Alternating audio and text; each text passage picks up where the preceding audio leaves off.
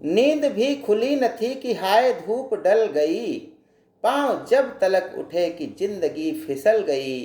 पात पात झर गए, शाख शाख जल गई, चाह तो निकल न सकी पर उम्र निकल गई।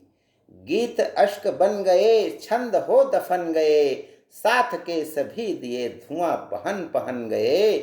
और हम झुके झुके मोड़ पर रुके रुके, उम्र के चढ़ाव का उतार देखते रहे। कारवां गुजर गया, कारवां गुजर गया, गुबार देखते रहे। नीरज की ये कविता है जिसमें बताया गया है कि जब हम 80 साल या इससे ऊपर जाते हैं तो हमारे सारे साथी धुआं पहन पहन गए, यानी उनकी मृत्यु हो गई चुकी होती है।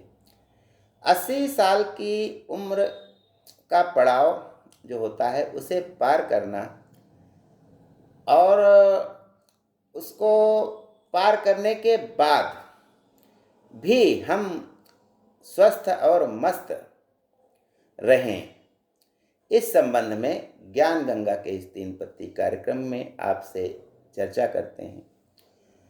कुछ चुनौतियां हैं जिन्हें हमें समझना होगा और जब हम इनको समझेंगे तभी हम स्वस्थ रह पाएंगे। जब हमारा शरीर 80 वर्ष की उम्र को पार कर लेता है तो सबसे बड़ी समस्या आती है कि हमारे शरीर की के जो अंदर है वह कुछ ऐसी क्रियाएं चालू हो जाती हैं स्वतः जिन्हें हम जान नहीं पाते हैं, और उनमें से एक है अंदरूनी सूजन। यह वह सूजन नहीं है जो चोट लगने पर हमें दिखाई देती है, बल्कि यह शरीर के अंदर उत्पन्न होती है और हमारी कोशिकाओं को खाने लगती है, जिसके कारण हम नियमित रूप से व्यायाम भी करते हैं, चलते हैं, बोलते चालते हैं, फिर भी हम स्वस्थ नहीं रह पाते हैं और हमारे अंग धीरे धीरे गलने लगते हैं।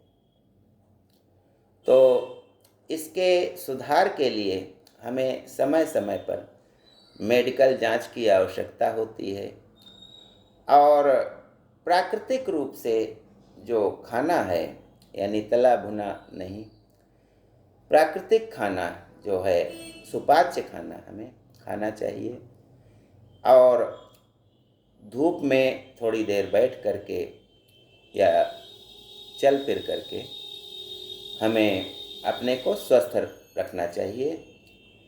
तो अंदरूनी सूजन यह हमें दिखाई नहीं देती है लेकिन बहुत खतरनाक होती है, क्योंकि यह हमारी मांसपेशियों को गलाने लगती है। तो इसके लिए हल्का व्यायाम और प्राकृतिक भोजन हमें आवश्यक होता है, फलों का सेवन भी आवश्यक होता है। दूसरी समस्या है कि मांसपेशियों का नष्ट होना। हम युवावस्था में जब कोई होता है तो देखते हैं कि 6 फुट का है और उसका शरीर, उसके हर अंग जो है मांसपेशियों से भरे हुए हैं और वह स्वस्थ दिखाई देता है। लेकिन जब 80 साल की उम्र पार हो जाता है कोई, तो मांसपेशियां बहुत ही तेज़ी से नष्ट होने लगती हैं। यानी वही आदमी जो ऊंचा लंबा चौड़ा दिखाई देता था, पेट उसका बहुत बड़ा लगता था, वह अब छोटा हो गया है, ऊपर से भी छोटा हो रहा है। उसके हाथ पैरों में हड्डियों के अलावा कुछ नहीं बचा है, क्योंकि मांसपेशियां जो है हमारी नष्ट होना बहुत तेज़ी से शुरू हो जाती हैं और हमारे शरीर की जो रक्षा करती हैं वे मांसपेशियां ही होती हैं। छोटी छोटी चीज़ों को उठाने में हमें दिक्कत होने लगती है, किसी बोतल या डिब्बे का ढक्कन खोलने में हमें दिक्कत होने लगती है, क्योंकि हमारी मांसपेशियां तेज़ी से घट रही होती हैं। तो इसकी घटने की प्रक्रिया को कम करने के लिए हमें हल्का व्यायाम, सूरज की रोशनी में बैठना, समय से उठना, समय से खाना और कुछ न कुछ कार्य करते रहना, यह सब सकारात्मक ऊर्जा हमें प्रदान करता है। अगली बात है नींद पूरी न होना। नींद ज़्यादा देर तक नहीं लेनी है, जबकि बुढ़ापे में नींद गहरी अगर आती है आपको, भले कम देर आए, तो वही हमें स्वस्थ रखती है।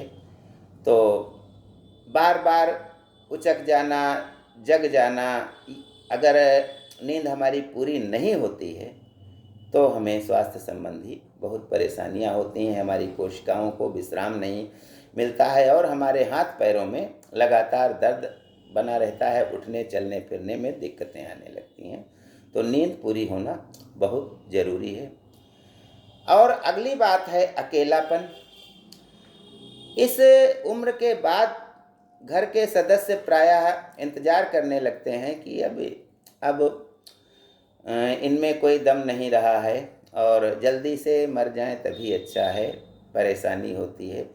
लेकिन यदि हम जीवन का कोई मकसद बना लेते हैं, जीवन का कोई लक्ष्य बना लेते हैं, भले एक पौधे को हम नियमित पानी देते हैं, उसकी देखभाल करते हैं, थोड़ा पार्क या लान में थोड़ा टहलते हैं, तो हमारे जीवन का कुछ न कुछ लक्ष्य बन जाता है। घर वालों से यदि भीख मांगेंगे कि वे आपके साथ बैठें आपके पास, तो वे नहीं बैठेंगे।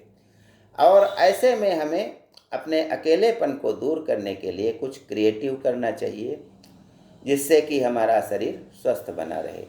प्रायः देखा गया है कि जब आदमी मृत्यु के कगार पे पहुंच जाता है, यानी मरने वाला होता है, तो भी उसके जीवन का अगर लक्ष्य है तो उसकी उम्र 2-4 दिन तो बढ़ ही जाती है। जैसे किसी का बेटा अमेरिका में है और आदमी मरने वाला है, वह जब जान जाता है कि बेटा चल दिया है, 1-2 दिन में आ जाएगा, तो उसके जीवन का लक्ष्य एक हो जाता है कि मेरा बेटा आएगा, मैं उसे देखूंगा।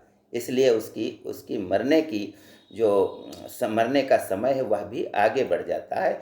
इसका मतलब यही है कि यदि हमारा कुछ लक्ष्य बन जाता है हमारे जीवन का, तो हमारी उम्र बढ़ जाती है। और वह लक्ष्य दोस्तों से बात करना, जो लोग बचे हुए हैं, अड़ोसी पड़ोसी जो भी निकलते हैं हमारे सामने, उनसे हम बातचीत कर सकते हैं, पौधों में पानी दे सकते हैं, अपने मन का कुछ बना करके खा सकते हैं अगर आपकी स्थिति ऐसी है। और घर वालों से बोलने का, उन्हें अपने पास बिठाने का प्रयास करना चाहिए, लेकिन भीख नहीं मांगनी चाहिए कि आप बैठें। तो जीवन का कोई न कोई लक्ष्य अगर हमारा बनता है तो हमारे जीने की उम्मीद बढ़ जाती है और स्वस्थ रहने की भी उम्मीद बढ़ जाती है। इंद्रियों का शिथिल होना, हमारे आँखों से कम दिखाई देता है, कानों से कम सुनाई देता है, दांत नहीं रहे हैं, तो ऐसे समय में हमें स्वस्थ रहने के लिए उचित आहार लेना चाहिए और जीवन के अपने एक लक्ष्य पर केंद्रित होकर के आगे बढ़ना चाहिए और इस उम्र में भी बुढ़ापे का आनंद लेना चाहिए। ज्ञान गंगा में बस आज इतना ही। जय हिंद, जय भारत।